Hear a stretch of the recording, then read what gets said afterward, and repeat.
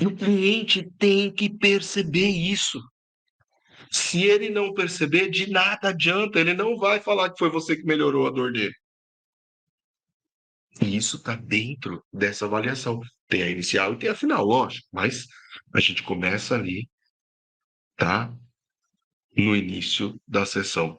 Baseado nisso, a gente consegue posicionar bem o cliente, tá?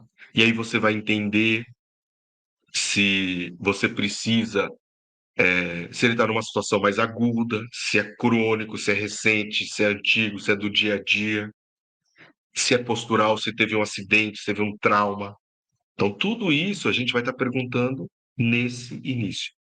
E é importante, né, ter essas perguntas básicas que eu falei para vocês, para a gente conseguir direcionar o nosso atendimento.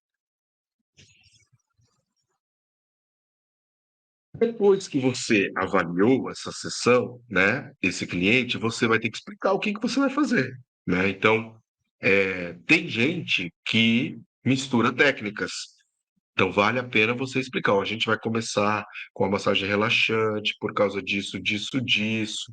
Então, vou te posicionar de barriga para baixo e a gente vai começar fazendo na região das costas, porque é uma região onde acumula mais tensão, é uma região que é um microsistema de todo o corpo. Então, assim que eu pressionar essa musculatura, eu já vou estar automaticamente relaxando todo o seu corpo.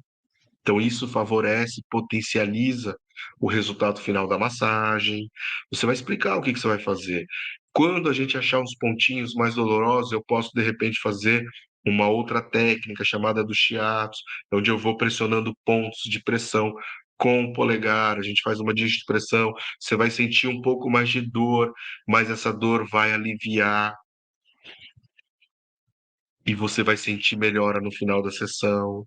Depois vai fazer mais diferença ainda.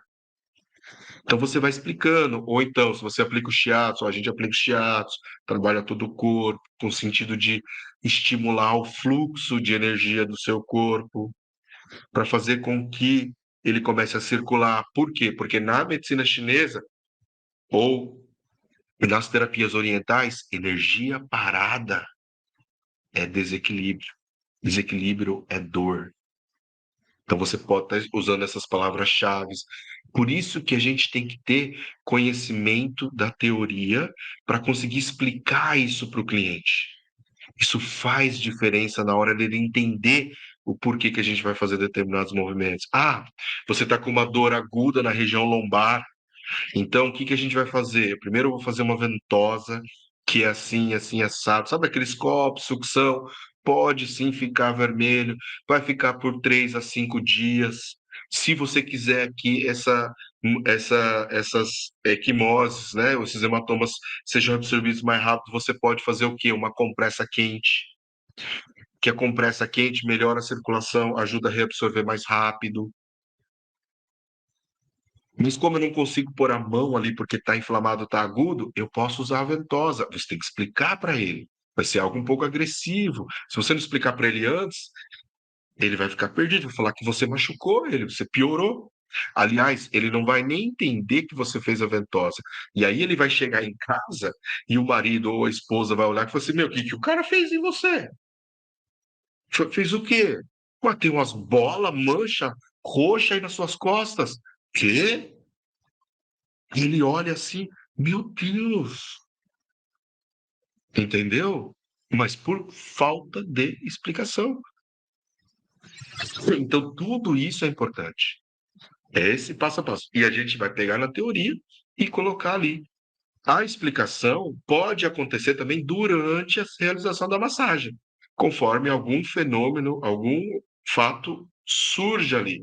Uma dor maior, uma dor menor, porque você não tem que ficar falando tudo logo de uma vez. Tem que dar uma explicação básica, uma orientação básica do que você vai estar realizando.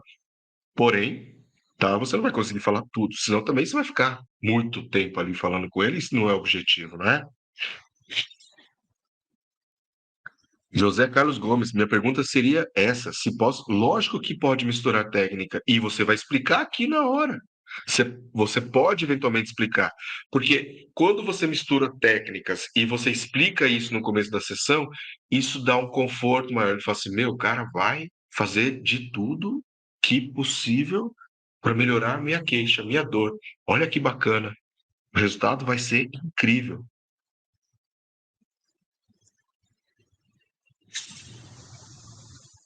Claudenice, não pode. José, tem muita gente que baixa o valor pelo fato de fazer. Não, não, não, não precisa. Claudenice, negativo.